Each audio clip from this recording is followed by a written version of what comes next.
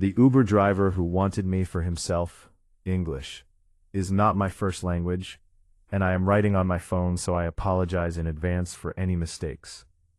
This happened 7 years ago, while my former relationship was ending. I was 27 years old at the time. Me and my ex-boyfriend weren't living together anymore. We were separated for a few months, but not quite broken up yet. I had just found out from his twin brother that he was keeping me as a backup, while having fun with other girls, so I decided to end things. It was my birthday. I was a bit emotional about this whole situation, so I decided to go to his place and end it properly, face to face. I took an Uber and went to the other side of the city, very far away from where I live, and in a not-so-friendly or safe-for-girls area. I got there, we talked and ended things on good terms, given the situation. Now it was time to call an Uber and go back home. This was happening in November, on a rainy night at about 2 a.m. My ride came, I got in, and I was just looking out the window and thinking. After 5 minutes or so, I noticed that my Uber driver was looking at me in the rearview mirror in every second when he could take his eyes off the road. I brushed it off. This wasn't the first time when it happened, and I was honestly pretty sad to care. But then I noticed that he slowed down. A lot. This was when I started to pay attention to my surroundings, but without giving him the sensation that I was doing so. I noticed that he was a thin and tall guy, 25 to 30 years old.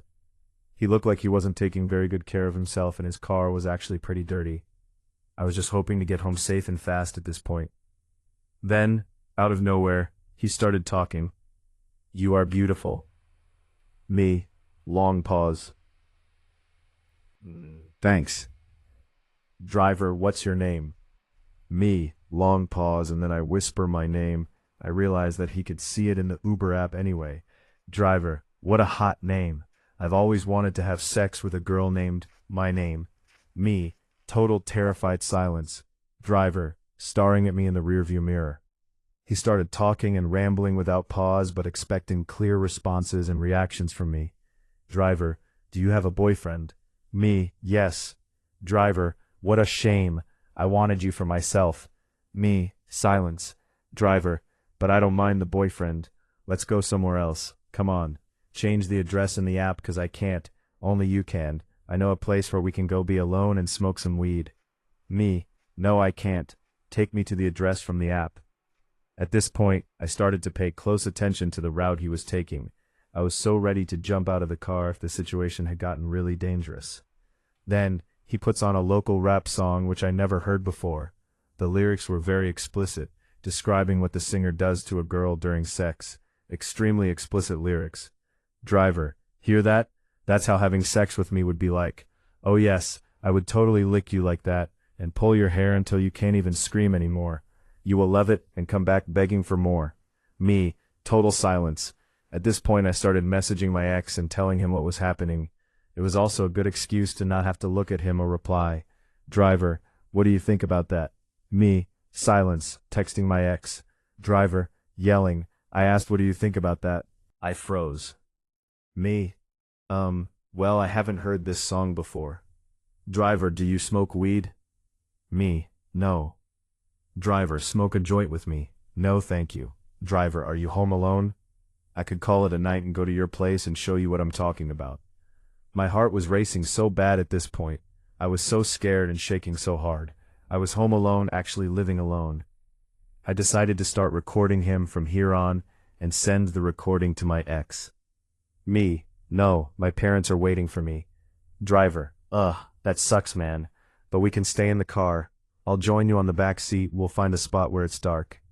Me, "No, I need to go home. I'm tired."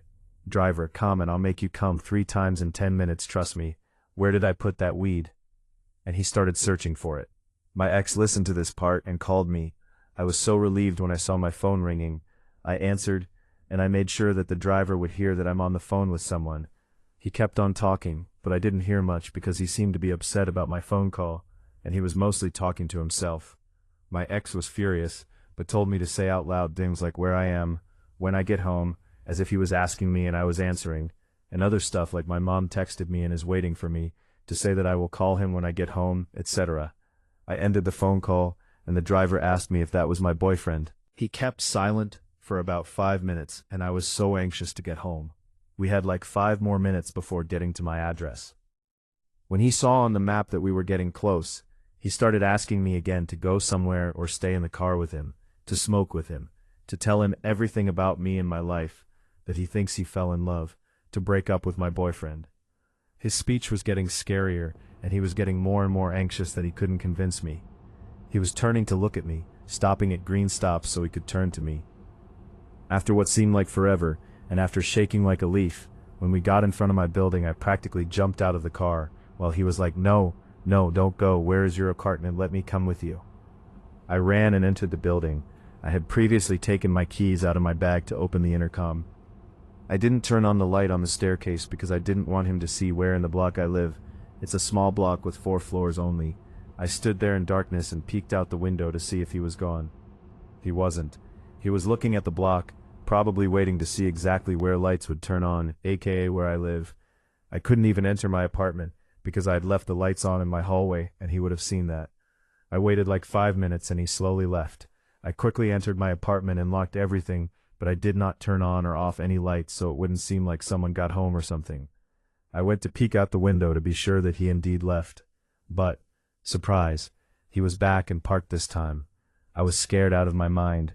I know that many would say that I should have called the police, but in my country the police doesn't come for stuff like this. They barely show up in an hour if someone is being beaten or something. So he was there, just sitting there. Then I get a message from an unknown number telling me to come back down because he is waiting for me. I froze and cried at this point. It was like my life could completely change because of a 30 to 40 minutes ride with an unstable person. I didn't even know how could he take my number from the Uber app, or if he buzzed me when he arrived to pick me up. I couldn't even remember. I didn't reply. He sent a few more messages. I remember that one in particular really creeped me out. He was asking me to at least smoke a cigarette with him on the phone so he could hear me breathing and smoking. I texted back saying to leave me alone. He started calling and I blocked the number. I was afraid that he could get so angry and try to get into the building and find me. I was looking out the window from behind a curtain, and I saw that after I blocked him, when he tried to call and couldn't, he started smashing his phone against the steering wheel. He finally left after 40 minutes or so of staying there. I remained keeping watch for another 2 hours or so. He didn't return. Thank God. The next day he messaged and called from another number, but I blocked that one as well. He tried once more 1 year later. I was so surprised, honestly. I blocked that number too and never heard from him again. I am also glad that I never saw him or his car again either, although right now I don't really remember how he looked like or what type of car he had. I reported everything to the Uber app, and I hope that they took measures. Honestly, I don't understand why nobody before me reported him. It didn't feel like it was the first time when he did this. It was somehow so easy for him. Ugh, one of the worst experiences ever. Thank you so much for reading. This turned out to be way longer than I expected. Now, let's move to the next Reddit story. A man in the woods was luring me towards him, and I didn't see it until the last moment. ETA, I'm a woman, was 19 at the time. I was listening to a creepypasta, and there was a scene where a guy was looking closely at something in the dark, trying to understand what it was, and suddenly realized he was looking in someone's eye the whole time. So it reminded me of this situation. About 4 years ago, we were mushroom picking with a friend in the woods. I thought I saw some mushrooms. I was walking towards them, looking attentively and trying to understand if there's mushrooms there or not. And suddenly my eyes shift, and I realized this whole time I was walking towards a man who was just standing there, looking at me. He was staring and smiling and doing the come closer gesture. I have no idea how long this has been going on, and this whole time I was coming right towards him, but somehow I didn't notice him until the last moment. I got scared and ran to my friend. We laughed about it and continued the mushroom picking. Lol. We didn't even go away too far from there. At the time it just seemed like a funny story. But the more I think about it, the more it creeps me out. What was he going to do? Did he see me walking there and instantly decided to do the come closer thing?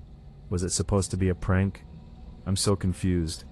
Anyone got theories on what was his motivation? Moving to the next Reddit story. My coworker kept a really weird notebook. I worked briefly as a psych tech a few years ago. That clinic was a nice place to work. Most of the staff were the same age, early in their careers and friends with each other. I don't think any of us planned to stay there super long. I think we were really just there because we wanted to put it on our resumes. To be honest, I never loved the business model. The best way I can describe it is that it felt like a subscription service. The place wasn't really helping people create individualized plans for how to treat their issues. They just wanted to sign them up for continued care forever, 2 appointments per month, bundle packages. Everyone pretended that was fine. Jenny was one of the nurses there. She was nice and we got along. One day, Jenny and I left work a little early so we could go to Marshall's and buy holiday decorations. I still had a work call to make, but my manager said I could do that later from home. We could make work calls through an app. I didn't have a car back then. Jenny drove us, and she was going to take me home afterward. We got to the store and picked out little decorations. The checkout line was long and was going to take at least half an hour. I figured that was a good time to make the call I still had to do. I asked Jenny if I could take care of that in her car while she waited in line. She said okay, and gave me her keys. I had never made work calls outside of work before, and I completely forgot that I'd need to write notes. I realized that while I was already on the phone, so that put me in an awkward situation. I said something like, "Hold on, just give me a minute. I need to find a pen." I probably shouldn't have done this. I opened the box between the driver and passenger seat to see if there was anything I could use to write my notes. Jenny had some things I could use in there. She had a little notebook and some pens. I was going to rudely use her notebook without permission and then explain it to her when she'd get back to the car. I thought we'd laugh it off together. Thinking back on this, I would not even think about doing that today. I overstepped my boundaries by opening the box and opening a private notebook. I opened it and started flipping to find the first blank page. As I flipped, I saw that each page had a name, an address, and some notes next to it. The names looked familiar at first, but I didn't think they were patients. That wouldn't have made any sense, since Jenny had no reason to keep a notebook like that. But the more I flipped through, the clearer it became. Yes, they were all patients from our clinic. Every single one. It had their addresses. Also, a description of the house. It said things like blue house or house with the basketball hoop. My jaw must have dropped. I still can't think of any reason why someone would have those notes. I put the notebook back, closed the box, put my phone on speaker, and finished my call using the Notes app on my phone. I waited quietly until Jenny came back. I never told anyone about this. I really can't think of any reason for a nurse to keep that kind of notebook with her. Moving to the next Reddit story. The red sweater. Something happened to me years ago, and I think about it quite often, and I admit that it still makes my blood run cold. When I was younger, around 10 years old, I was walking with my best friend, the same age as me, but we didn't have any adults with us. It was a small, not too busy road in a sort of subdivision that formed a loop, with a few houses, but mainly forest around. Important note, we had already taken a tour of the neighborhood. This was perhaps the second or third we had done. We were walking quietly, and I hear the sound of an engine, and when I turn I see a white van behind us, driving slowly. We tell ourselves that she wants to pass us, as the road is not very wide, so we move aside to let her pass next to us. She advances a few meters and stops. At the moment, my best friend and I don't notice each other too much and continue to move forward, knowing that the van is just ahead stopped. And I don't know, at the time I have a weird feeling that comes over me, and I grab my best friend's arm to make us stop. I don't know how long we stared at the van. It feels like it lasted a while, but it was a long time ago, so maybe it was only a few seconds. Suddenly we saw the passenger side door open, towards the forest. I pulled my best friend's arm so we could go in the other direction, and I don't really know why. We started running. We ran for a while, and when we stopped, we started talking about what had just happened, and she was scared too. We sat in a park, and started to relax a little, then laughed and told ourselves that we had panicked for nothing. After a while, maybe half an hour, we said to ourselves that we were going to go back, but we had to go back along the road where the van had stopped to go back. We weren't really reassured, but we told ourselves that everything was fine, so we turned back. When we arrived on the road, to our great relief, the van was no longer there. So we moved forward quietly, to where she was, and that's where we noticed something. And my God, just writing it today still gives me chills. So on the forest edge side, We see something red. Really, maybe a meter from the road, at most. We approach, and we discover a little red sweater. It was a knitted wool sweater, very bright red. I already found it small for the time, so I'm sure it was a child size. It looked like someone had tried to burn it, because it was blackened in places, and there was like a small empty plastic container next to it. I imagine maybe gasoline or something flammable. What is very strange is that I am sure that this sweater was not there during our first tour. Because it was red like that, I think we would have seen it, and there were no dead leaves on it, although the ground was littered with them. We never told our parents about this, but even today, I can't help but think that the people in that van didn't mean well to us. And I also can't help but think that it was them who dropped off that red sweater and tried to burn it. What do you think? Was my childhood eye biased and made me paranoid? Or did I unknowingly escape something very serious? And that red sweater? What was it? Who was it? Why? Every time I think about it, it terrifies me. Let's move to the next Reddit story. 2 guys tried to break in at 5 a.m. Early Sunday morning at around 5 a.m., I woke up to this violent banging and shaking on my door. I live alone on the 2nd floor of an old apartment building downtown in a very small town. I've been taking Benadryl to sleep for a few months, and sometimes I sleep weird, so for a moment I thought, did that really just happen? And then I heard whoever it was start doing it again. This time, these super loud bangs like they're charging the door. That's when I realized both my fan and AC unit were off. The power was off. It stopped after the 2nd time, and I heard someone stomp down the stairs, and I laid here processing what just happened. It's dead quiet without the fan, and I heard a guy's voice outside saying, "No, we were just walking." I'm still lying here motionless in fear, and trying to think of someone to call. A few months ago, my downstairs neighbor got my package by mistake and messaged me on Facebook about it after seeing my name. I've seen her a few times, and I know she has these 2 absolutely ripped pit bulls. So I messaged her thinking she won't even see it till she wakes up. Nope, she immediately starts calling me.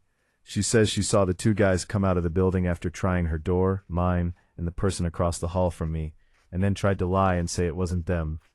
She's already called the police at this point, and the intruders are gone, so I go downstairs to meet her, and we find the breaker box door ripped off, and all the switches off, which sucks because there's a camera outside, but our landlord said he's trying to back up the footage to see if it caught them. Our other neighbor wakes up. She had no idea it was happening.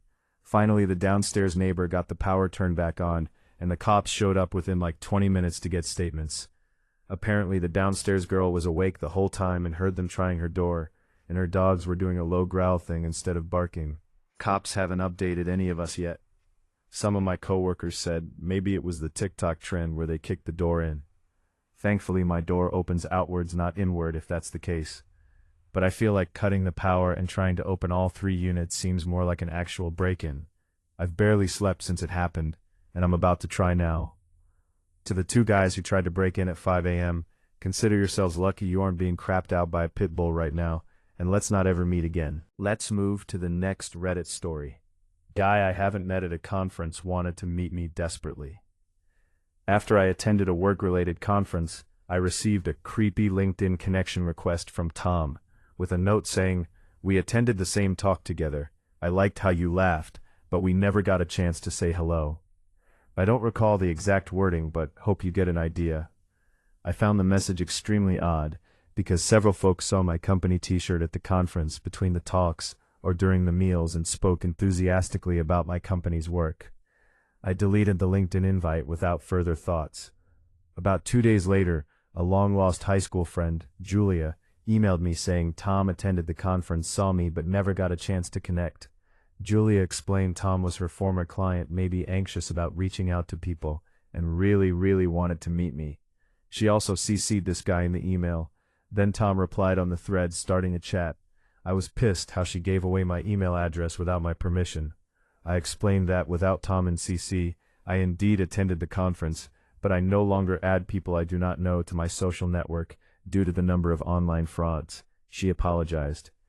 Then Tom sent connection requests to my other social networks for friends and family. My other accounts are private. I deleted the invites. Tom followed my public, work-related social account, copied the format of my account to his own, and reposted the content. I removed him from the followers, but the behavior didn't stop. I blocked him, but this in theory doesn't prevent him from seeing the content on a private window. The notion that Tom constantly rejected being rejected scared me. Not my first time encountering such kind of people. You may say that I should give him a chance, but I really do not owe him an explanation. I told my siblings so that they're no high alert on any suspicious messages. Let's move to the next Reddit story. We camped next to a tent that never stopped laughing. This happened back in 2015 or 2016, when my ex-boyfriend and I went camping in Mendocino, California. A few sites over was this tiny green one-person tent, the kind that barely fits a body. What struck me right away was how empty the site looked. No cooler, no chair, no lantern, no shoes outside. Just the little tent zipped up tight. We went to bed, and sometime after 10 p.m., it started. Laughter. Not a group around a fire, not drunk campers, and definitely not an animal. I know what barred owls and coyotes sound like. This was human laughter. At first I thought it was maybe a radio or a Bluetooth speaker, but it never stopped, not once, all night long until sunrise. Same tone, same rhythm, no pauses for breath. Too steady, too repetitive to be a person in psychosis or on drugs. It sounded mechanical, like a loop. That's what makes it worse, because if it wasn't someone actually laughing, then it was someone who had recorded laughter beforehand and brought it out into the woods, to sit in that tiny tent in the dark and listen to it for hours. When we woke up around 6:37 a.m., the laughter was still going. We packed up fast and left without ever seeing who or what was inside. And even now, years later, I can't shake the thought that someone actually decided that was how they wanted to spend the night. A tent, a recording of endless laughter, and the silence of the woods around them. Let's not meet. Moving to the next Reddit story. Speech therapist pretends to be my mother. This is a story I originally posted on a different subreddit, but figured you folks might like it over here. This is a situation I found out about around 8 months ago, but it has stayed in my mind ever since. For context, as a child I had severe speech delay.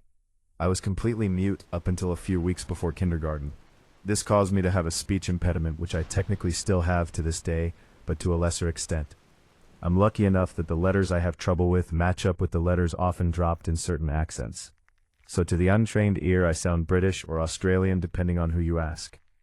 Because of this, I often just confirm their accent assumption, because it's easier to lie about being British than to explain the speech impediment thing and face any stigma that goes with it. The only people who know the truth are very close friends and family. On to the story. I, 18F, was dating a girl, 18F. We are no longer seeing each other, but for reasons unrelated to the story. We were at a social event when we met up with one of her friends, 19F. I technically have known this girl since grade 9 as well, but not well. So we as a group get to talking. Randomly, completely unrelated to the current conversation, friend asks me how my mom is doing. I'm caught off guard, because that's not usually something you throw into a conversation without knowing said mom. So I ask back, why? Do you know her? Friend goes on to explain that my mom used to be her EA and had helped her work out her behavioral issues all throughout elementary and middle school.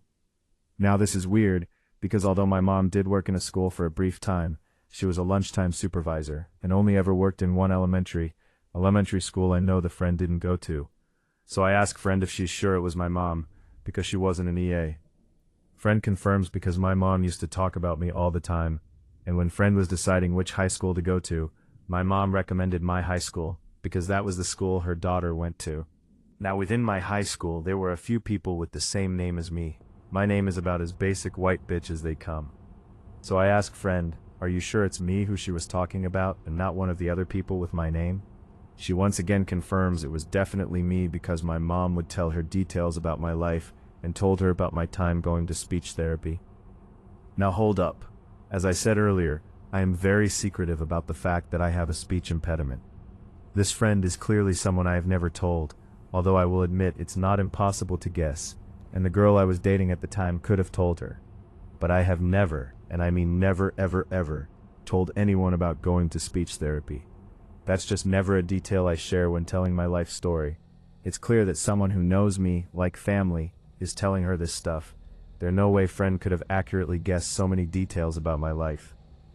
So just to confirm that somehow my real mother doesn't have a double life, I ask friend what my mother looks like. She responds that she's somewhat short with curly brown hair. This is not my mother. My mother is tall and blonde. This, though, is exactly what my first speech therapist looked like. She was hired through the school district, and I saw her for about 2 years before she switched to another school.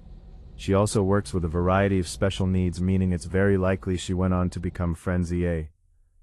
But all this to say, somewhere out there this speech therapist is for some reason pretending to be my mother, and to some extent stalking me, as she would have had to have done research to find out which high school I went to. Additional bonus story that I remembered while writing the post. When I was a child, but after I had switched speech therapist, I was in a store with my mother where there was a shiny blue guitar. Me being a child, and liking shiny blue things, really wanted this guitar. My mom clearly said no, as it was expensive and I had shown little interest in playing the guitar besides watching my dad play his bass. I was disappointed, but understood. Out of the blue, my first speech therapist shows up and buys the guitar for me. My mom told her she didn't have to, but my speech therapist insisted. At the time, this just seemed like a nice thing she did, albeit overly generous. But now, knowing she's parading around, pretending to be my real mom, it definitely paints the situation in a different light. I don't know how to feel about that gift now. There's not much I can do about the situation, as I don't even remember what the speech therapist's name was. So let's just hope you don't meet again. So guys, what did you think? Don't forget to like and subscribe to the channel. See you next time.